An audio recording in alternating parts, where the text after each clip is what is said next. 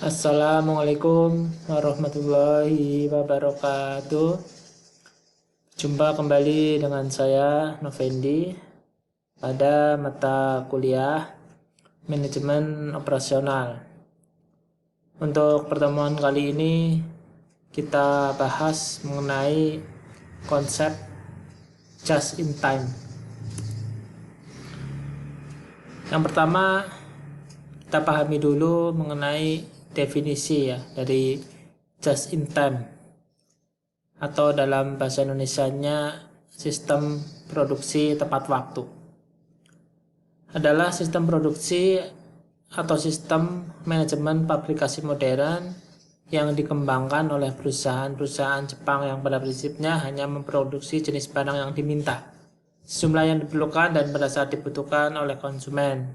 Jadi ya by request gitu ya. Jadi kalau ada pesanan ya diproduksi, kalau enggak ya enggak. Nah, kenapa ada sistem CIT ini? Jadi 7 alasan.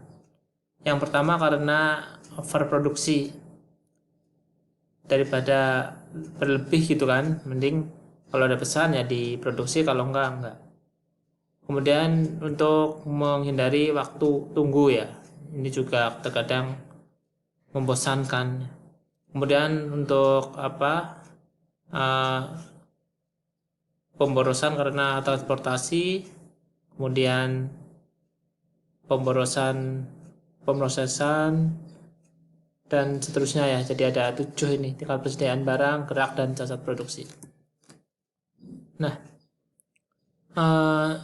konsep dasar CIT ini pertama itu dulu dicontohkan oleh Toyota ya, itu kendaraan roda 4 ya, yaitu suatu metode untuk menyesuaikan diri dengan perubahan akibat adanya gangguan dan perubahan permintaan dengan cara membuat semua proses dapat memasukkan produk yang diperlukan pada waktu yang diperlukan dan jumlah yang sesuai dengan kebutuhan. Nah, ada 4 konsep pokok ya dalam CIT, yaitu memproduksi apa yang dibutuhkan hanya pada saat dibutuhkan dan dalam jumlah yang diperlukan saja. Autonomasi ya, jadi unit pengendalian cacat secara otomatis yang tidak memungkinkan unit cacat mengalir ke proses berikutnya. Kemudian tenaga kerjanya fleksibel ya, jadi jumlah pekerja ya, maksudnya itu sesuai dengan fluktuasi permintaan. Dan yang paling penting yang keempat, berpikir kreatif dan menampung saran-saran dari karyawan. Kemudian elemen-elemen just in time, yang pertama pengurangan waktu setup, kemudian aliran produksi lancar, produksi tanpa kerusakan, peranan operator, hubungan harmonis dengan supplier ya atau pemasok, kemudian penjadwalan produksi stabil dan terkendali. Kita bahas beberapa elemen ya, atau mungkin satu saja ini yang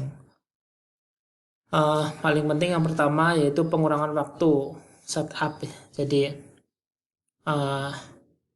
setup itu ya pemasangan gitu kan, ada 2, external setup ya dan internal setup. Kalau external setup itu persiapan cetakan, bantu pemilihan cetakan dan lain-lain, jadi lebih ke pihak luar ya. Tapi kalau yang internal setup itu kaitannya dengan bongkar pasang mesin, kemudian penyetelan mesin gitu. Jadi pihak dalam. Nah, beberapa langkah untuk mengurangi waktu setup. Yang pertama, memindahkan pekerjaan setup yang harus diselesaikan selagi mesin berhenti terhadap pekerjaan yang dapat dikerjakan selagi mesin beroperasi.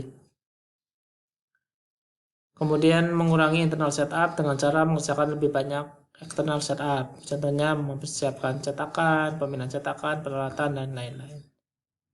Yang ketiga, mengurangi internal setup dengan mengurangi kegiatan penyesuaian atau adjustment, menyederhanakan alat bantu dan kegiatan bongkar pasang, menambah personil pembantu, dan lain-lain. Dan yang terakhir, mengurangi total waktu untuk seluruh pekerjaan setup baik internal maupun eksternal.